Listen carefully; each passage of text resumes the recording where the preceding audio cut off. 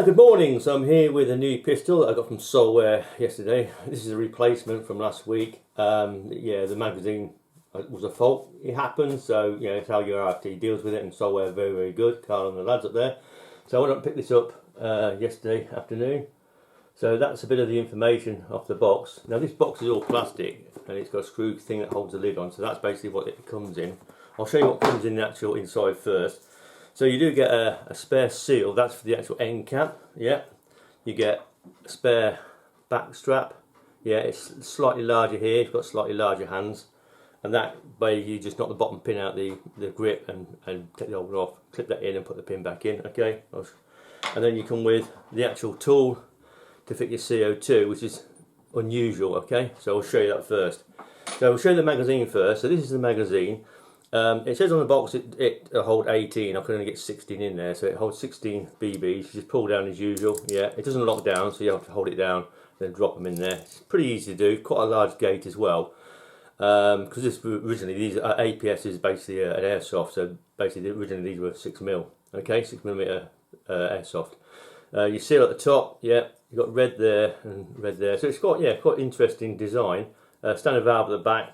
And how to fit the actual CO2. Now this is where it gets a bit interesting.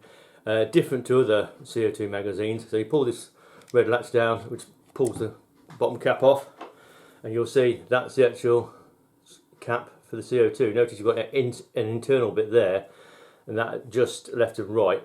So to actually fit the CO2, this is where it gets a bit unusual, is you take your big bit here, you undo the whole lot, yeah? So I'll just show you this because it's quite interesting. So if you're thinking about getting one of these pistols, it doesn't go. They don't go in a standard way. Yeah, the capsule goes up with the actual piercing at the cap end, so the cap actually pierces it.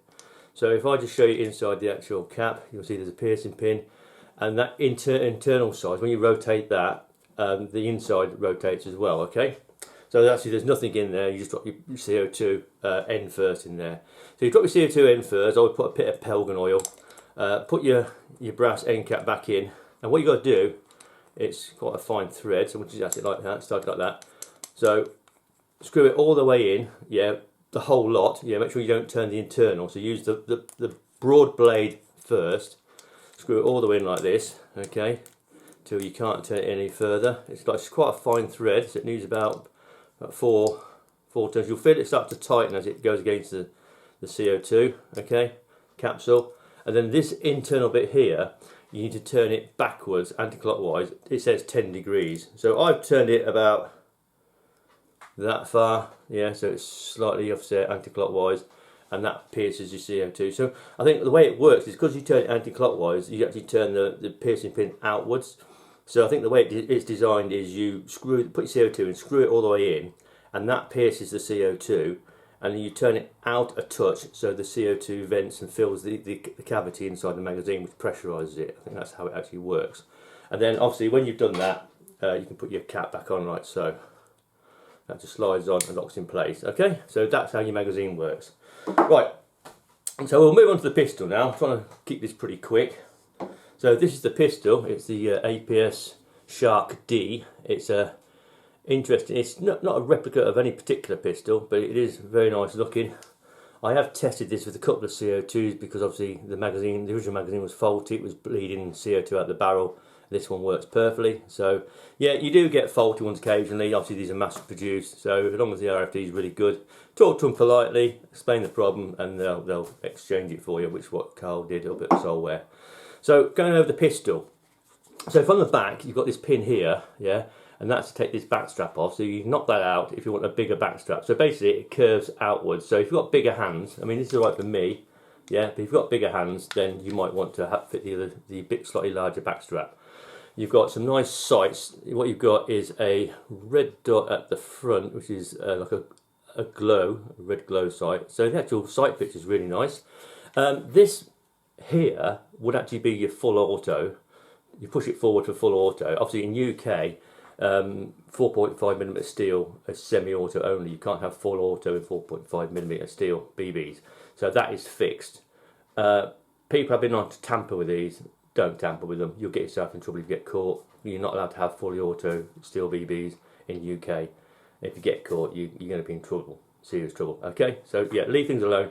This, like all semi-auto blowback BB shooters, will shoot as fast as you can pull the trigger, and this, you can actually do a 16 round magazine dump, and I've tried it in a matter of a couple of seconds. Yeah, that's how quick these are. So yeah, you don't need to play around with things. So nice sights, yeah.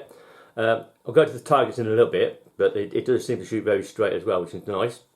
Going forward, you've got this safety. Now your safety is actually here. It's ambidextrous. You see there's red dot both sides, and you can actually flick it up and down. Now the good thing about this is you can flick it up and down with your trigger finger. So if you're left-handed or right-handed, you can do it with both. So this is an ideal pistol if you're left-hander. Okay, even though obviously the mag release is actually here, it's only on one side. Yeah, everything else is ambidextrous. Okay, you don't think you can adjust the rear sights. It is in a dovetail, but whether you can actually knock it left and right, it is solid. So you know, if it shoots straight, don't play with it really. I wouldn't. Lock open, it's a full blowback. So if I pop the magazine in, okay, and lock it back, you'll see inside. That's where your feed is. Okay, you can see the top of the magazine, the seal that corresponds with the seal in the blowback and the feed action. That's your lock open there. Okay, so you can just pop that. And it really slams forward, really nice, all alloy. It's a polymer lower grip with a alloy top slide. Mag release, just drop the mag out. This thing weighs 857 grams. I didn't measure it, measure the weight of it. 857 grams, which is 1.89 pounds. Yeah, that's the weight of it, and it has a 4-inch barrel, which I measured as well, because it doesn't tell you much information. Because what I didn't tell you was that it's an online manual, so you have to scan this, yeah, and that'll bring up a page on your mobile device, and it'll give you a breakdown of the user manuals and just open them. So I could show you that, but it's quite easy, straightforward. Okay, so that's hold open, your safety here, yeah. You can field strip this. So what I'll do, I'll just show you the trigger. So the trigger, when it's cocked, there's a bit of play to there, okay, and then I just flick the safety off. A bit of play to there, and then there's a bit of movement, a bit of creep, and it does go really crisply. So I think that may improve with use, and maybe when you field strip this, a little bit of lubrication there might help as well. So field stripping, yeah, you can field strip this, no problem. It's quite easy. So obviously you can cock it back. Now there's a pin here, that pin there. You need to push it that way, okay, which brings this pin out here. Just see it there popping out, and just need to. It's a captive pin as well. So when you pull it out, you don't lose it. So it comes out to that point there, see, and then to strip it, take it off. Simple as that. Okay. Now this is a 4.5mm steel BB, obviously, so there's no hop up. Actually, adjustable hop up would you get on the 6mm version, but there must be some form of hop up, probably a little bit of rubber pad normally inside the barrel, which gives the BB a rearward spin, which makes them fly at, straight and at the right height. Yeah, same with like the 1911s. Okay, most 4.5 steel BB blowbacks have a small like rubber pad just inside the barrel.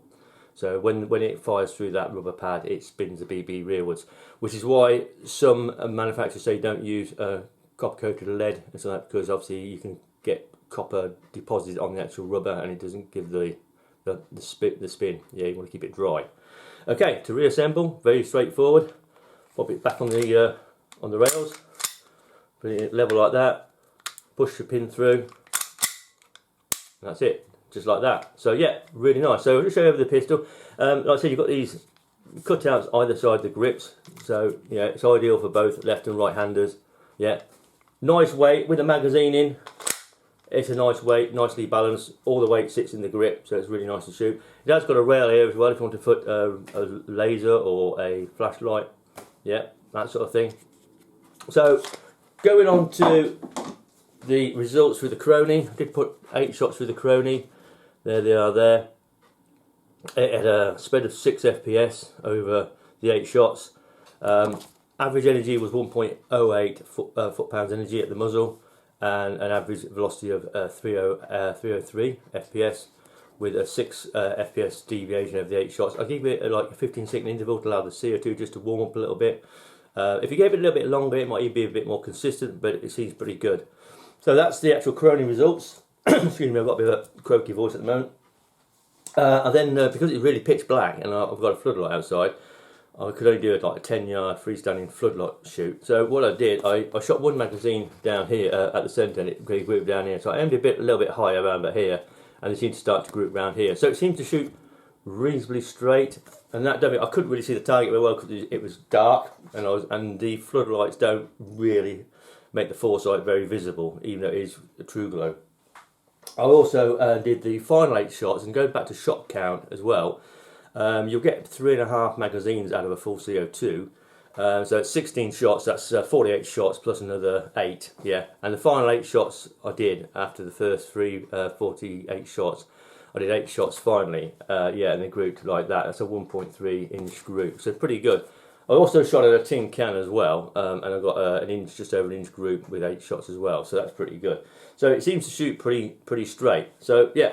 So if the weather's good and it's not too windy, I shall be outside and I shall give this an outdoor shooting review. So it seems to perform well. No issues with any stoppages. Yeah, it seems to be reliable. So we'll carry on shooting it, and if the reliability stays as it is, which I think it will do, yeah, I think it's going to be a nice pistol. I think really it's different. Yeah, the magazine is probably the main thing, but what you can do, I know if you go on their website, you can actually buy a part. Instead of having this internal bit, you just have a standard hex one, just a 1-part end cap, which is like it's an option, but you have to obviously buy it. It's a payable option.